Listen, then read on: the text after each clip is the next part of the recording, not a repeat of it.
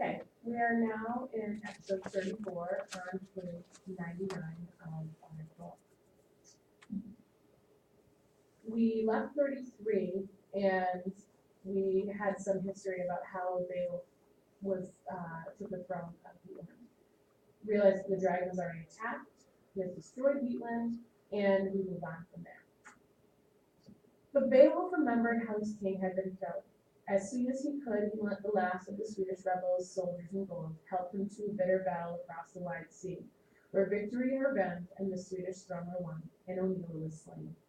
So, it's at this point that we're going back in time to when Beowulf first takes the throne, how he goes back and attacks O'Neill and kills him for killing his then king.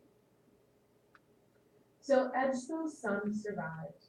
No matter what dangers he met, what battles he fought, brave and forever triumphant, till the day fate sent him to the dragon and sent him to death. Edgethill's son, on your characteristics and conventions chart, that is a catalog or genealogy given.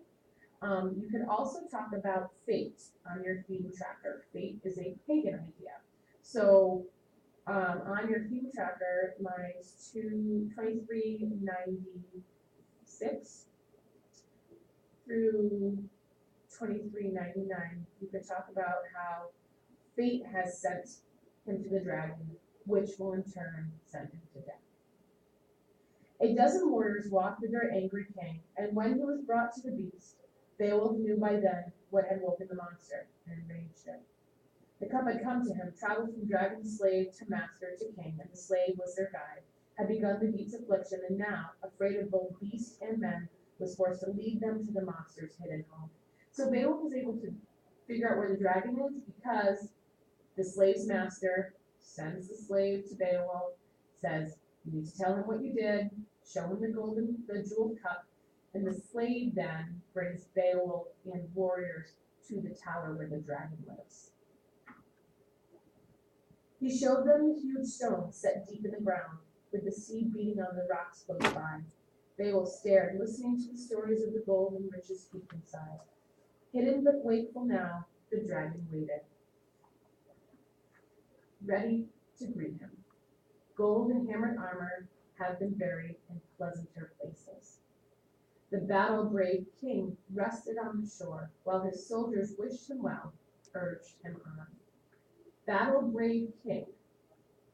Think about that for a moment. What is that? Battle-brave king. That is an epithet, because it's taking part of his person, part of a characteristic of him, being brave in battle, and calling him by that name. So, under epithet, on your characteristic convention chart, on line 2417, you should write battle brave king. But Beowulf's heart was heavy. His soul sensed how close fate had come. He felt in something, not fear, but knowledge of old age. His armor was strong, but his arm hung like his heart. Body and soul might part here. His blood might be spilled. His spirit torn from his flesh. So Beowulf is at the tower, and he's reflecting on his life, and he's thinking about the fact that he's old. He's not the warrior he was when he battled Grendel or Grendel's mother. And he realizes that although his armor may be the same, his strength and who he is as a soldier has changed.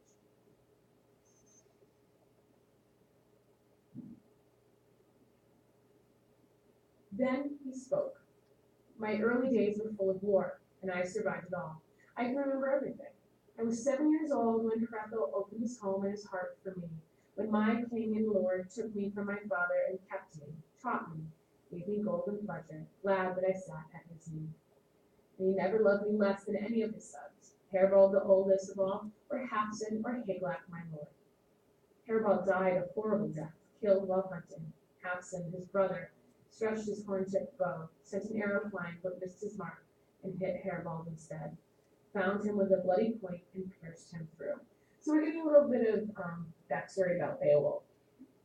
Beowulf was given to his grandfather, and he was raised by his grandfather after the age of 7.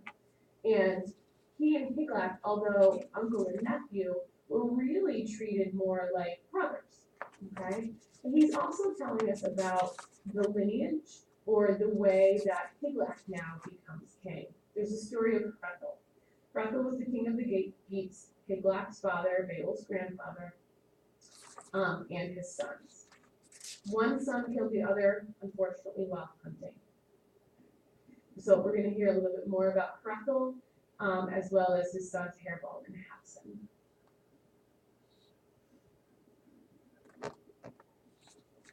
The crime was great, the guilt was plain, but nothing could be done. No vengeance, no death to repay that death, no punishment, nothing. So with the graybeard whose son sins against the king and is hanged, he stands watching his child swing on the gallows, lamenting, helpless, while his flesh and blood hangs for the raven to pluck. This gets a little interesting. The idea that one son kills the other son in a hunting accident means that Hrethel cannot take revenge for his son's death. Because if he tried to take revenge for his son's death, he would kill his other son. So there's the question of, what do you do? Do you mourn the death of one son and not take revenge on the other, but then perhaps die of grief because you're mourning that first son's death? Or do you take revenge, thus killing your second son, but you won't die of grief? So the next thing that I just began to read it, begins on line 2444, is an epic simile, and it's called the Father's Lament. Lament being mourning, okay? Beowulf is comparing his desire for revenge against the dragon with Hrethel's desire for revenge against his son. Both are unable to take revenge, but for different reasons, okay? And it's the idea being presented is, if you do not take revenge, will you die of grief? So again, starting with line 2444, this is the Father's Lament. So with the graybeard whose son sins against the king and is hanged, he stands watching his child swing on the gallows, lamenting, helpless, while his flesh and blood hangs for the raven to pluck. He can raise his voice in sorrow, but revenge is impossible. So there's the example. If your son commits an act of treachery against the king, you will have to watch your son die, but you can't take revenge for that death because then you're going against your king. He can raise his voice in sorrow, but revenge is impossible, and every morning he remembers how his son died and despairs. No son to come matters, no future heir, to a father forced to live through such misery. The place where his son once dwelled before death compelled him to journey away is a windy wasteland, empty, cheerless. The childless father shudders seeing it. So riders and ridden sleep in the ground, pleasure is gone, the harp is silent, and hope is forgotten. So, on your characteristics and conventions chart, under epic simile, you should write in episode 34, beginning in episode 34, is the Father's Lament. Okay, the Father's Lament will continue into episode 35, but the idea that how do you mourn for your child if you can't take revenge?